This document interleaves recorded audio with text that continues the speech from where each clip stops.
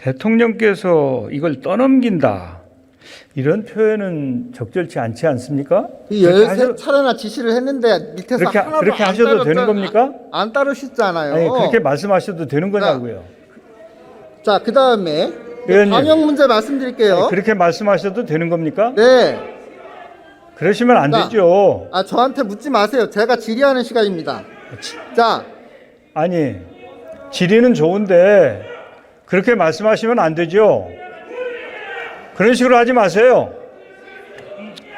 뭘 떠넘깁니까? 떠넘기기는. 국가 원수에 대해서 그렇게 하는 게 아니에요.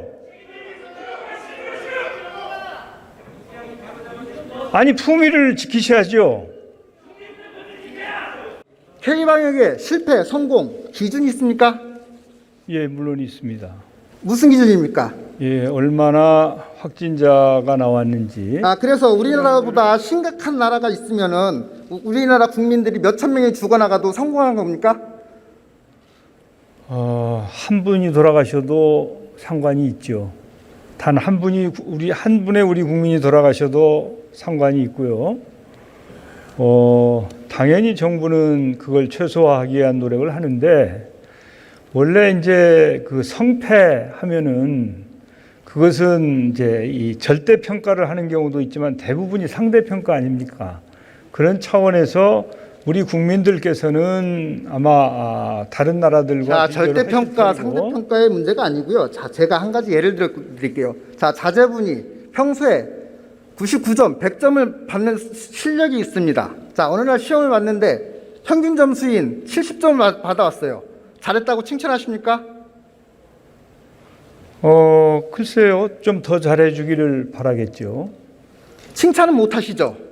자, 이렇게 우리 국민들이 범국민적인 참여, 또 의료진들의 희생, 의료 시스템을 가지고 90점을 충분히 맞을 수 있는 그런 인프라가 돼 있음에도 불구하고 정부가 할 수 있었던 것, 못했던 것으로 인해서 평균 점수밖에 못 맞았다고 하면 그거는 바로 실패라고 봐야 되는 겁니다. 근데 그 70점을 의원님께서 평가하시는 건 아니잖아요. 아니, 그 70점을 국민들께서도 평가하는 것이고, 또 원래 점수를 시험을 보면 다 대부분 상대 평가입니다. 그래서 여기서 예를 들어서요. 내가 그 평균 점수를 말씀드리는 거는 아까 우리 여당 의원님들이 다른 나라 쭉 해놓고 우리나라 발생률이 낮다라고 얘기하시는데 그 부분에 대해서 말씀을 드리는 거고요.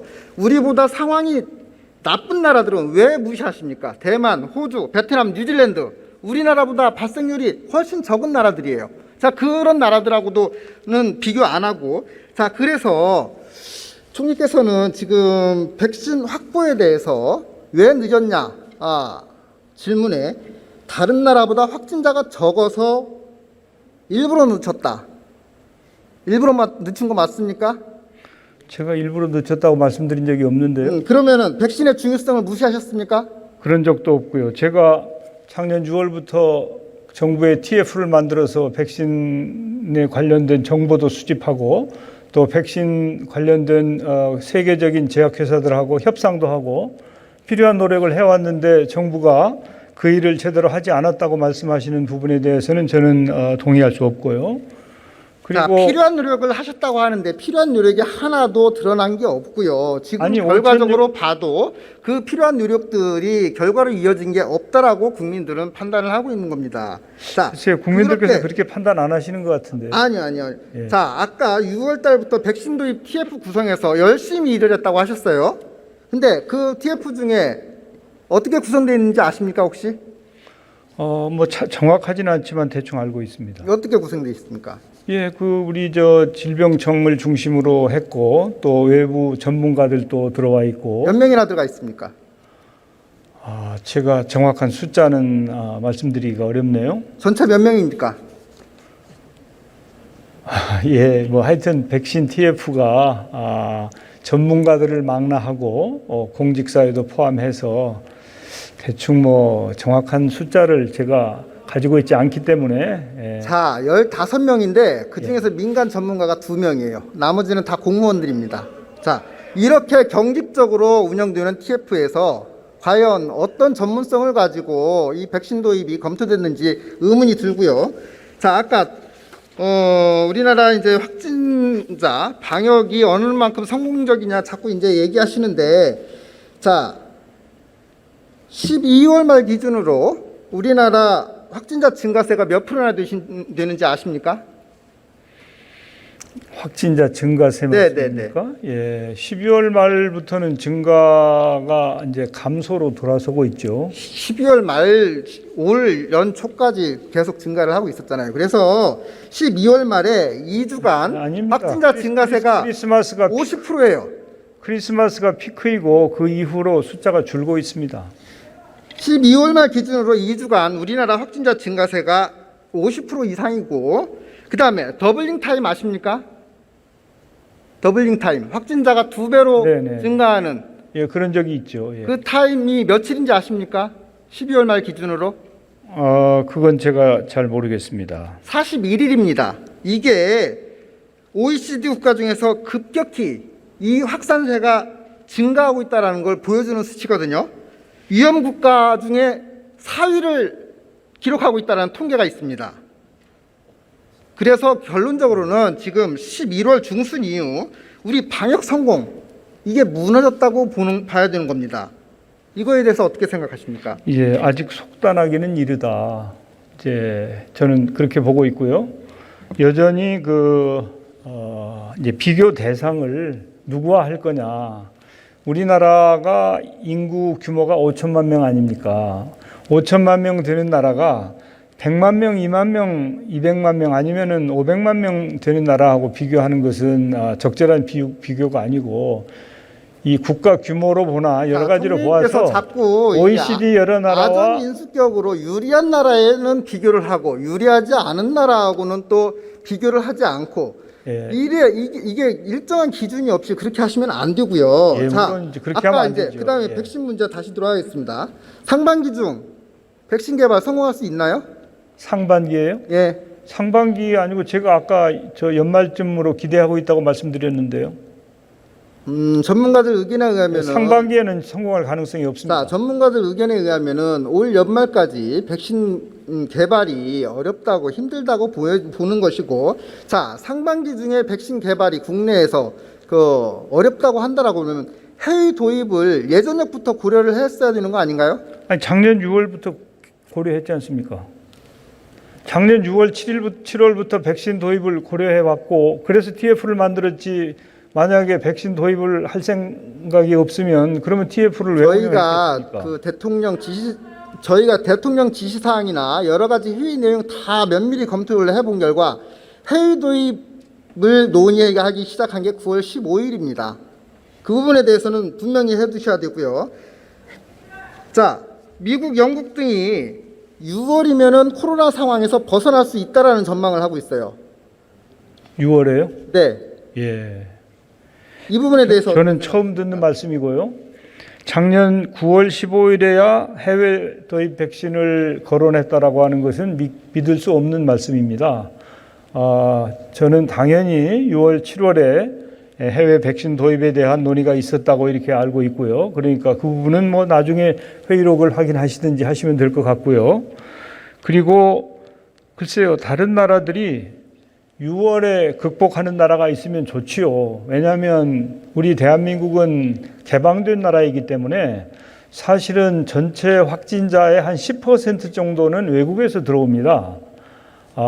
그럼에도 불구하고 우리는 어떤 특정 국가처럼 국가를 다 봉쇄할 수 없는 입장에 있기 때문에 개방성을 유지하고 있는 것이고요. 그래서 다른 나라가 6월에 빨리 이 극복을 하면 저희들한테도 좋죠. 그러나 제가 알고 있는 한 6월 달에 그 코로나19가 종식되는 나라는 글쎄 OECD 국가 중에서는 없을 것으로, 특히 지금 백신을 많이 사용하는 나라 중에서는 기대하기 어려울 것으로 저는 판단합니다. 장담하십니까? 그렇게 판단하고 있습니다. 예. 자, 지금 세계적으로 백신 비자가 거론이 되고 있죠. 백신 비자 들어보셨습니까? 예, 그런 얘기 들었습니다. 자, 백신 비자가 각 나라들이 백신 비자를 도입하게 되면은 백신 접종이 늦어지는 나라는 오도 가도 못하는 신세가 되게 됩니다. 아시겠습니까? 예. 네. 자, 그래서 아까 우리 한경제연구원에서 백신 접종이 1분기 늦어지면은 최대 230조 원의 손실까지 발생할 수 있다라고 우려를 하고 있는데, 이렇게 백신을 하루라도 빨리 도입을 해서 국민들의 불안을 종식시키고 이 경제적인 어떤 어려움을 해결해야 될 상황에서 이게 안전성이라든가 여러 가지 예산 문제라든가 이제 그런 부분들만 가지고 고민만 하다가 우리 국민들이 지금 건강이 위협받고 목숨이 위협받고 국격이 추락하고 경제가 망가지고 이 부분에 대해서 정부가 책임질 수 있겠습니까?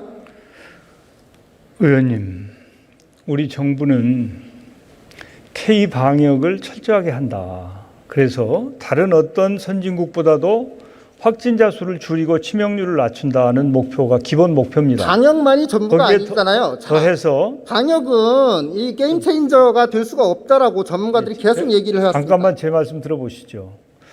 그 다음에 확진자가 생기는 것은 치료제를 통해서 즉시 치료한다. 물론 백신은 제때 도입을 해서 우리가 3, 4분기까지는 집단 면역이 가능한 3천만 명 이상의 백신 접종을 완료한다. 그래서 대한민국이 지구상에서 유력한 나라들 중에 코로나19를 극복하는 가장 빠른 나라 중에 하나가 된다라고 하는 로드맵을 가지고 지금 노력을 하고 있는데, 거기에 대한 평가는 사후에 해주시기 바랍니다. 정부의 그런 노력이 제대로 잘 실천될 수도 있고, 지내놓고 봤더니 정부가 이런 판단이나 이런 노력이 미흡했다든지 부족했다든지 그런 결과를 가져올 수도 있습니다만, 평가를 사후에 해달라고 말씀을 하시는데 그 평가를 제대로 우리가 기대할 수 없는 상황이 되니까 드리는 말씀입니다. 그걸 정부가 누가 합니까? 백신 확보에 대해서 얼마나 개념이 없었는지 이제 예산 편성에서 보면은 확실하게 드러나잖아요. 작년에 4차례나 추경했는데, 그리고 올해 예산에 백신 구입 예산 한 푼이라도 편성한 적 있으세요? 없으시죠? 의원님. 자, 우리 국민의힘이 강력하게 요구해서 그나마 9천억 이번에 반영이 된 거죠. 맞습니까? 그렇지 않습니다. 목적 예비비라는 걸 아십니까? 말씀하세요. 예비비. 아시죠? 원래 이 방역과 관련해서 목적 예비비를 세워놨습니다. 정부는. 그 목적 예비비를 가지고 방역에 쓰는 것이고, 그게 백신에도 쓰일 수 있는 것입니다. 그런데 이 백신과 관련해서는 사실은 엄청나게 많은 돈이 들어가기 때문에 이미 백신 접종 예산으로 예. 지출이 확실시 늘 것 같으면은 본 예산에 편성을 했었어야 되는 거 아닙니까? 아니, 자, 저 목적 예비비에 들어가 있습니다. 그래서 지금 다른 나라들보다 최소한 2-3달 내지 5-6개월 이상 집단 면역 형성이 늦어지는 만큼 국민들이 당하는 그 피해, 그 부분은 정부가 감수를 하셔야 될 거라고 생각이 되고요. 뭐 대통령께서 13차례나 지시를 했다라고 담당자들한테 떠넘기는 거 있는데, 이렇게 그런 식으로 떠넘기기만 할 게 아니라 국민들에게 진정으로 사과를 하고 여야 정치권 모두가 머리를 맞대고 하루라도 빨리 이 코로나 정국을 벗어나기 위해서 모든 노력을 다해야 된다고 생각합니다. 몇 가지 의원님, 아니 제가 한 말씀만 드리죠.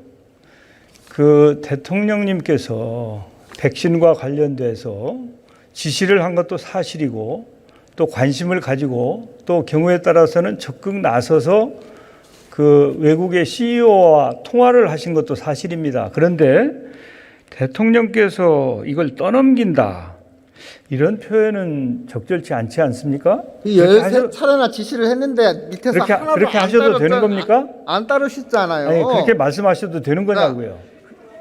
자, 그 다음에 방역 문제 말씀드릴게요. 아니, 그렇게 말씀하셔도 되는 겁니까? 네.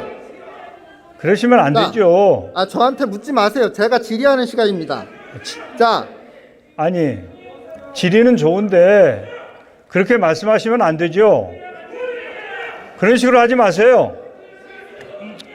뭘 떠넘깁니까? 떠넘기기는. 국가 원수에 대해서 그렇게 하는 게 아니에요. 아니 품위를 지키셔야죠. 자, 본인이 그거에 대해서 책임있게 얘기를 안 하고 본인은 13번이나 지시를 했다. 그걸로 끝 아닙니까? 자, 더 이상 저한테 질문하지 마시고 제 얘기를 들으세요. 자, 정부 목표가 코로나 공존입니까? 종식입니까? 현재는 코로나가 언제 종식될지 아무도 모릅니다. 가능하면 빨리 종식시키는 것이 최선이겠습니다마는 코로나와 함께 하면서 그 피해를 최소화하고 국민의 생명과 재산과 안전을 지키는 것이 정부가 추구하고 있는 목표이자 가는 길입니다. 자, 그런 부분에서 여러 가지 것들을 경제, 공존, 방역 여러 가지 것들을 고려를 하다 보니까 정부가 행보가 갈짓자가 돼버렸어요. 자, 방역 기준 만들어 놓고 정부도 따르지 않고 공직자들도 따르지 않고 그 피해를 오로지 국민들에게 희생만 강요하고 있습니다. 자, 총리님, 복싱과 킥복싱장 왜 운영할 수 있고 못할 수 있고 그 기준이 왜 다른지 아십니까? 예, 압니다. 말씀해 보세요. 예, 원래 이제 정부가 보고를 받고 등록을 한 업체가 있고 그렇지 않고 자의적으로 하는 업체 등등 그런 기준들이 있기 때문에 그 기준에 따라서 정부가 방역 수칙을 정했기 때문에 어떤 유사한 업종이지만 어떤 것은 A로 분류하고 어떤 것은 B로 분류하고 그렇게 한 것입니다. 그래서 자, 그것은 저희가 파악한 바로 지침상 대한체육회 가맹단체인지 아닌지 여부를 가지고 나눴다고 합니다. 자, 대한체육회 가맹단체는 운영을 할 수 있고 가맹단체가 아닌 데는 운영이 안 되고 이렇게 탁사행정을 국민들이 납득을 할 수 있겠습니까? 아니 그래서 제가 고치라고 했지 않습니까? 그래서 제가 고치라고 했지 않습니까? 그런 부분들을